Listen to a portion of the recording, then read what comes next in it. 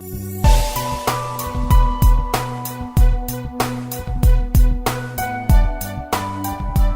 to the second edition of World Cashew Convention. I am Chandana Shiv and I am from cashewinfo.com. Today we have Vashdev Dhalamal sir from Pete Mandiri, Indonesia, and also Easwaran sir from AGT Foods. Welcome to WCC sir. Hi. Welcome to WCC sir. Thank you. So you're well versed in Indonesian market. Can you please summarize the Indonesian cashew market today's scenario?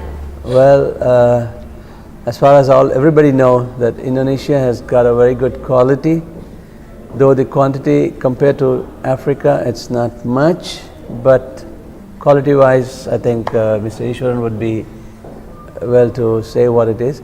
Yeah, as of now all the raw cashew has been exported 95%, which is not good for Indonesia, so we are putting up a plant where we want to process as much as Indonesian products and also make the farmers a part of the group so that they also not sell RCN but cashew kernels where they will get a better living, and we're even trying to bring them on a platform where they could directly sell on the international market, because the farmers there are the most poorest of everybody, they don't get the benefits. So I think what do you call, the association should look into having to do something with Indonesia, helping them out. I think that would give a big platform where cashew could be increased in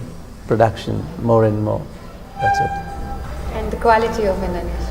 The quality of Indonesia is 52, 54 pounds from Flores, 48, 52 from Sulawesi, then you have Bali, you have Sumbawa, then you have Luwuk Banggai, Palu, it's all around. And a little bit in Java, but Java I would not be able to tell you much because I've never bought anything from Java. And what do you think are the challenges that the Indonesian market is facing right now, and how can you tackle them, sir? Well, challenges are that the Indonesian community does not take cashew nuts as their regular product to use in the local market. So we're trying to develop where they should also start getting habituated to eating cashew nuts. Like then probably 140,000 tons, which is in Indonesia, is very small, because we have about a population of 250 million. Yeah, mostly 99% is Islamic, but very good Islamic, not fanatics. You're free to move around, they don't create any problems. The labor is skillful. Compared to anywhere, I think Indonesia has got a better labor force. Yeah, that's it. So what kind of emphasis that the government gives for the cashew industry in Indonesia? To be honest, nothing. Nothing. I can say that very openly, because we have the agriculture department and all that, but again, it's not like India where you have corporations or groups that the government buys it and then helps them to increase the prices.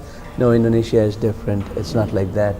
And I think probably there should be some private entities who could look into that to bring the farmers as partners to do directly internationally.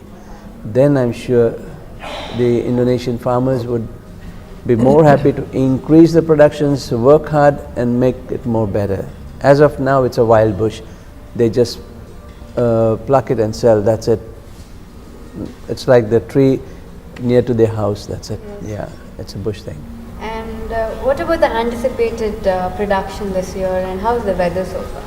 Weather is good, but I don't think the production would increase more than 140. Maybe it may be down to 120.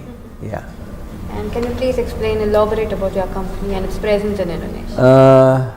The company that I use now is PT Mandiri Concept Indonesia. I have taken the Indonesian citizenship, but in the next few months or so, we are going to form up another new company where we're trying to bring the farmers also come in as a part of the firm, so that they could basically see the differences and change their attitude towards making the product more better and doing a lot of irrigation, cleaning up. Yeah, it needs some time. Yeah. Yeah. So what are the initiatives taken in Indonesia about the whole concept of food safety and standardization? Well, food safety is one thing in Indonesia which is very strict. They call it kadar luasa, means expiry date or whatsoever. So they have, I mean, in the local market, even whatever we buy, a normal person also would first thing is see the expiry. So quality control, I think we are very strict, very strict. And about standardization, sir, do they have any concept? Not that I know, but yeah, in a given space of time, I think Indonesia will be very, very strict. Yeah, because we export cocoa beans, which is to Europe and America, so they have the intimation what Europe needs, and they do comply with it. Yeah, they do. And what were the achievements of your company in 2015, and what are your goals for 2016? 2016 is to see that all of, as far as cashew is concerned, not only cashew but every agro commodity, if it could be converted into value added item. Yeah, we're trying to work on doing so many things that really brings value added. I mean, not just selling the RC and then sleeping over it, not making a benefit out of it. So hopefully with a new setup coming up, as far as cashew is concerned, I expect in the next 5 years the processing goes well, increases in more quality. Yeah, it should.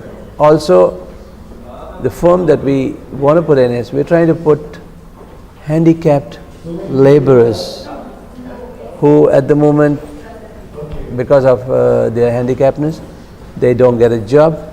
So in the cashew industry, let's see, just for not for any hard work, but easy work that is sorting out and all that, they should get a job there. So that's our intention, to put about 40 to 50% labor force of handicapped. Yeah, that's Great it. intention, sir. We hope so. Yeah. And Easwaran, sir, can you please tell me about your company and what's the field? See, AGT Foods is a publicly traded company in Canada, and we are the largest mover of pulses globally, and we have around 35 processing facilities in Canada, in USA, in Turkey, and we are shortly setting up a processing facility in India, because India is perennially short of pulses. Every year we import about 4 million tons, but now we are getting into cashew. This will be our first year. We are getting into raw cashew nut trading, see how the things go, but as a company policy, we don't believe in trading, as you rightly told, sleep over the nuts. We don't do that. But once we find that the cashew nut trade is good, we will do backward integration, and then we would do a quality product, because AGT believes in quality. And we have a brand called Arbella pasta, which is always overbooked for 4 months. So if you order today, and then it will take 4 months for you to get your stuff. So that is the quality standards we maintain. And as far as the raw cashew nuts, India is importing close to 1 million tons, which is perennially shortage like pulses. I think the government of India should encourage farming of cashew, and suppose the African crop fails, Indian employment in the cashew industry will be huge, unemployment will be very huge, and it will have a major impact. And the government of India has to think in that direction and encourage cashew production in India. And what, according to you, are the challenges that an ASEAN buyer faces in the industry?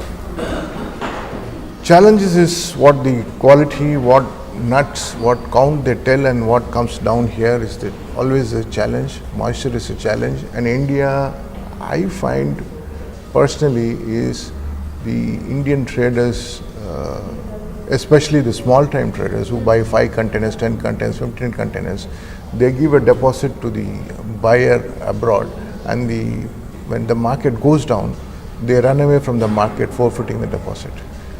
that area has to be addressed, and so that the Indian businessmen do not get any bad name. And as you said, you even deal with pulses and other commodities. How would you define cashew to be different from other commodities? What are the positives? What are the negatives? See, pulses is a common man protein. Right. You have a saying in Hindi, dal roti khao, prabhu ka gun gao. But today even the pulses has reached 200 levels. That's because the crop has failed in world over, where the tur dal comes from Africa, from Myanmar, Indian crop has failed.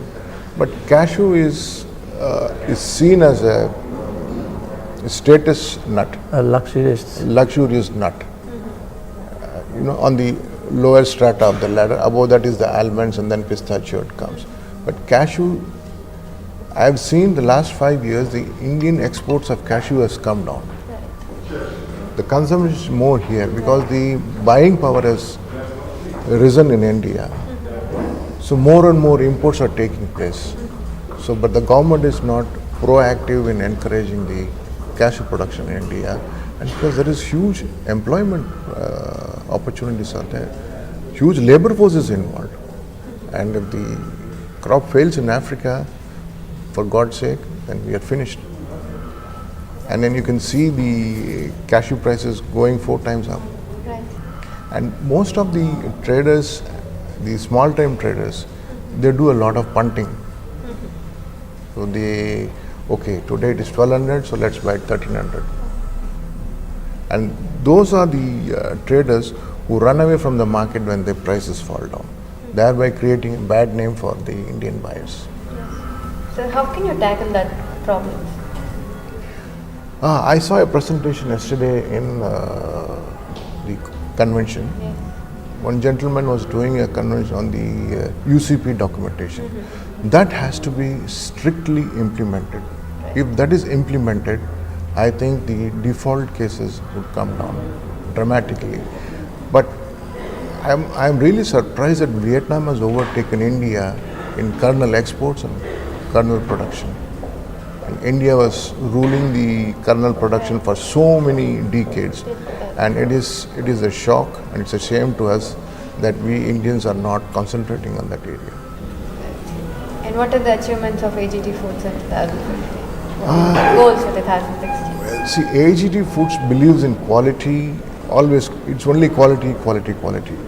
We always stress on quality. And it's a publicly traded company in Toronto Stock Exchange, and we are a $4 billion company. And the motto of the company is to satisfy the clients. They are quality conscious. We are not a fly-by-night operator or a overnight trader. We just buy the pulses and then sell the pulses. Right. We have 35 processing facilities across the world, in Australia, in USA, in Turkey, in Canada, where we buy the pulses, we process, we segmentize according to the quality, and then we export. Yeah. So that is one of the best achievements so far. And goals for 2016, sir? Increase the quality, cut down the prices where you can do, because the government is now intervening on the pulses arena. Let's see where we see. We have set a goal that we should reach to the direct customer. That is what is our goal. And then when they pick up any packet and they say, okay, this is from AGT, the trust we have to create. That is what is our As you motto. said, you are an ASEAN buyer. So how much is the government intervention affecting on the import and trade? As of now, there is no government attention in the cashew nut imports. There is zero import duty, there is nothing. But only thing, they have to intervene on the importers from India who run away from the market. So they have to be blacklisted. They should not be again allowed to trade for 2-3 years. They should put a moratorium that you're not allowed to trade for 2-3 years. For example, in Ethiopia, any importer or exporter, you have to open an LC. Some sort of mechanism has to be brought into this industry. Cashew industry as of now is unorganized. Slowly it is getting organized because of Cashew Info. You have put thanks to Cashew Info, you put a lot of people on the table, and everybody are breaking their heads, putting their heads together to see that the cashew industry is organized. And I hope 2016 is a tough year, will be a tough year for the cashew industry, because this is the only commodity where the prices are stable as of now. The rice market is down, the petroleum market is absolutely on the rock bottom, and this is the only commodity which is stabilized. I hope it is stabilized, not going up. It goes up, it has to come down. That is the gravity of law. So I hope the market stabilizes, and then we all have a good year in 2016. What do you look forward from WCC? WCC, yeah, you're doing a good job. Keep doing it. Think of doing one in Jakarta. If there's anything that I can help you, yeah, I think it will be a good achievement, because then you're making the awareness of cashew in Indonesia also, not only India. I mean, in the world it's there already. Indonesians have started buying cashew as a gift item for during the Ramzan month, where they make good packets, beautifully packed up, give them as gifts, and the local prices is almost about $20 a kilo, which is quite good. But we are seeing for a neutral platform wherein it is not a producing country, neither is it a exporting country. So definitely we'll think about it. Yeah, because Indonesia is neutral as of now. Because all the ASEAN is being exported, but importation is not there. Neither the processing is there. So I don't think it would affect the traders or even the visitors who come for the convention. Probably they could get more better ideas. Thank you. I think Cashew Info should go for Indonesia next convention and popularize yourself so that the Indonesian farmers are awake what's happening in the world. Yeah. And the Indian farmers and the Indian traders are the most brilliant people, but this has to be carried to the Indonesian continent so that we help our brothers there, and Indonesia becomes a major force in cashew. And Cashew Info will be the major force to implement that. Yeah. It was a great pleasure having Thank you you. here. Thank you And very thank much. you so much.